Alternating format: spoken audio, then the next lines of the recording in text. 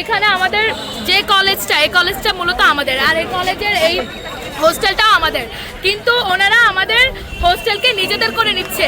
ওরা ইচ্ছাকৃতভাবে আমাদের হোস্টেলের মধ্যে একটা দেয়াল তৈরি করে দিয়েছে, যেটা কিনা প্রাসঙ্গিক নয়। ওরা এখানে এক ধরনের প্রতারণা করেছে আমাদের সাথে। এই কারণেই মূলত আমরা এই আন্দোলনটা আজকে করেছি। তার চেয়ে বড় কথা, এটা আমাদের জায়গা, এটাতে আমাদের হক, এটাতে ওদের কোনোই রাইটস নাই এই জায়গার মধ্যে কোনো ধরনের দেয়াল তৈরি করা। এই কারণে আমরা সবাই একসাথে জড়ো হয়েছি এবং এই যে ধরনের একটা দেয়াল তৈরি করেছে ওটাকে আমরা ভেঙে দিয়েছি, আমাদের ছাত্ররা ভেঙে দিয়েছে। কারণ এটার পুরোটা রাইটসই হচ্ছে আমাদের, যেহেতু আমাদের কলেজ, আমাদের হোস্টেল, তো এটা ভাঙার সম্পূর্ণ অধিকার আমাদের আছে। আর ওদের এই দুর্নীতিবাজ দেয়াল আমরা আজকে ভেঙে দিয়েছি এবং এটাতে আমরা সবাই খুশি।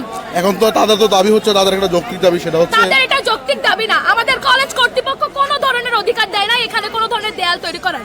এটাকে যৌক্তিকতা বলাই যায় না, কারণ তারা বলেছিল যে কলেজ কর্তৃপক্ষ তাদেরকে এই দেয়ালটা করার জন্য অনুমতি দিয়েছে, কিন্তু আমরা আমাদের যিনি প্রধান আহসান পারভেজ, আমাদের প্রাক্তন যিনি কলেজ অধ্যক্ষ, ওনার কাছ থেকে আমরা সরাসরি জিজ্ঞাসা করে আসছি এবং উনি বলছেন উনি কোনো ধরনের অনুমতি দেন নাই এই কলেজে এই দেয়াল তৈরি করার জন্য। এটা করেছে কালকের আগের দিন, 2 দিন ধরে এই দেয়াল তৈরি করছে তারা।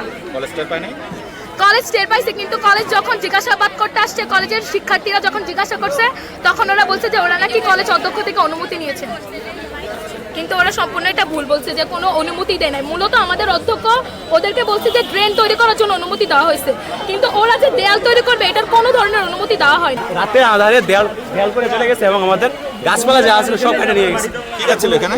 জি, কি গাছ ছিল এখানে? এখানে প্রায় নারিকেল গাছ ছিল, এখানে পড়িয়া গাছ ছিল, কিছু সুপারি গাছ ছিল। তো আমাদের কথা হলো আমরা স্টুডেন্ট, এটা আমাদের অধিকার।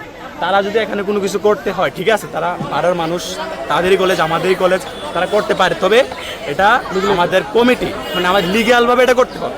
আমরা অবশ্যই লিগ্যালকে সাপোর্ট করবো, ইলিগ্যালে কোনো সময় সাপোর্ট করবো। আমাদের এখানে ক্যাম্পাসে, কলেজ ক্যাম্পাসে অনেক ঐতিহ্য, অনেক বড় বড় গাছ ছিল, নারকেল গাছ, এগুলো তারা সব দিনে রাতে কেটে নিয়ে গেছে।